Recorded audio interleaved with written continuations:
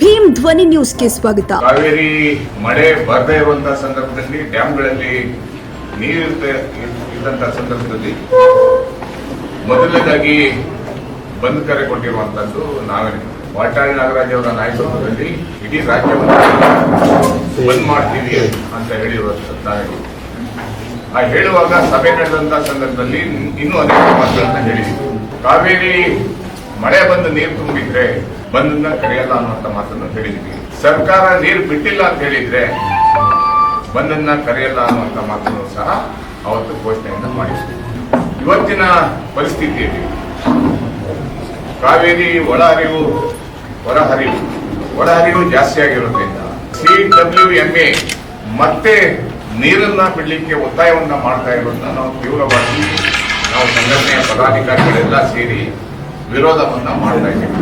ಅದರ ಜೊತೆಯಲ್ಲಿ ಸರ್ಕಾರಕ್ಕೆ ಒತ್ತಡವನ್ನ ಹಾಕ್ತಾ ಇದೀವಿ, ಮನವಿಯನ್ನ ಮಾಡ್ತಾ ಇದೀವಿ.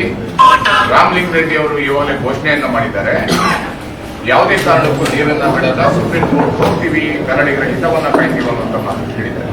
ಮಾನ್ಯ ಮುಖ್ಯಮಂತ್ರಿಗಳು ನೀರನ್ನ ಬಿಡಲ್ಲ, ಕರ್ನಾಟಕದ ಹಿತವನ್ನ ಕಾಪಾಡ್ತೀವಿ ಅನ್ನುವಂತ ಮಾತನ್ನ ಹೇಳಿದ್ರು.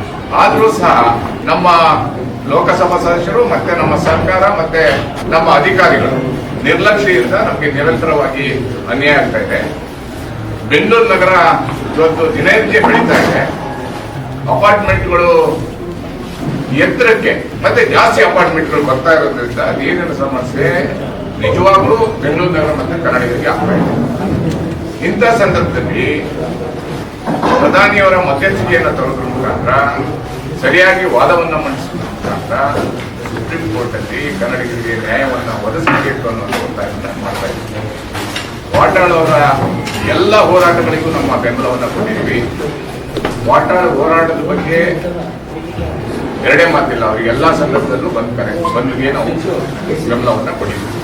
ಆದ್ರೆ ಇವತ್ತಿನ ಪರಿಸ್ಥಿತಿಯಲ್ಲಿ ವಾಟಾಳ್ ಅವರ ಹೋರಾಟಕ್ಕೆ ನಾವು ಬೆಂಬಲವನ್ನ ಕೊಡುವುದರ ಮುಖಾಂತರ ಕಾವೇರಿ ನೀರಿನ ಹೋರಾಟಕ್ಕಾಗಿ, ಮೇಕೆದಾಟಿ ಯೋಜನೆಗಾಗಿ, ಕಳಸಾ ಬಂಡೂರಿ ಯೋಜನೆಗಾಗಿ, ಮಹದಾಯಿ ಯೋಜನೆಗಾಗಿ, ಬೆಂಗಳೂರು ನಗರದಲ್ಲಿ ವಲಸಿಗರಿಂದ ಆಗ್ತಾ ಇರುವಂತಹ ಅನ್ಯಾಯದ ವಿರುದ್ಧ ನಿರಂತರವಾಗಿ ಸಂಘಟನೆ ಹೋರಾಟವನ್ನ ಮಾಡಲಿಕ್ಕೆ ನಾವೆಲ್ಲ ಕಾರ್ಯತಂತ್ರವನ್ನ ರೂಪಿಸ್ತಾ ಇದ್ವಿ.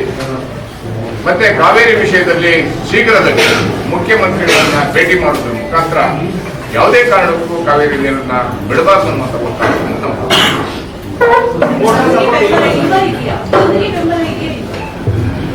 ನಾವು ಅವರ ಹೋರಾಟಕ್ಕೆ ಬೆಂಬಲವನ್ನ ಕೊಡ್ತೀವಿ. ಇವಾಗಿನ ಪರಿಸ್ಥಿತಿಯಲ್ಲಿ ಬಂದ್ಗೆ ಕರ್ನಾಟಕದಲ್ಲಿ ಬೆಂಗಳೂರು ನಗರದಲ್ಲಿ ಕಾರ್ಮಿಕರಿಗೆ, ರೈತರಿಗೆ, ಹೋಟೆಲ್ ಉದ್ಯಮಿಗಳಿಗೆ, ಬೇಕರಿಯವರಿಗೆ, ಚಿಕ್ಕ ಪುಟ್ಟ ವ್ಯವಹಾರ ಮಾಡುವಂತವರಿಗೆ ತೊಂದರೆಯನ್ನ ಕೊಡೋದು ಬೇಡ ಅಂತೇಳಿ ಪಟ್ಟಣದಲ್ಲಿ ನಾವು ಮನವಿಯನ್ನ ಮಾಡ್ಕೊತಾ ಇದ್ದೀವಿ. ಮುಂದಿನ ದಿನಗಳಲ್ಲಿ ಎಲ್ಲ ಒಟ್ಟಿಗೆ ಸೇರಿ ಬಂದನ್ನ ಮಾಡೋಣ ಅಥವಾ ಹೋರಾಟವನ್ನ ಇನ್ನಷ್ಟು ತೀವ್ರ ಮಾಡೋಣ.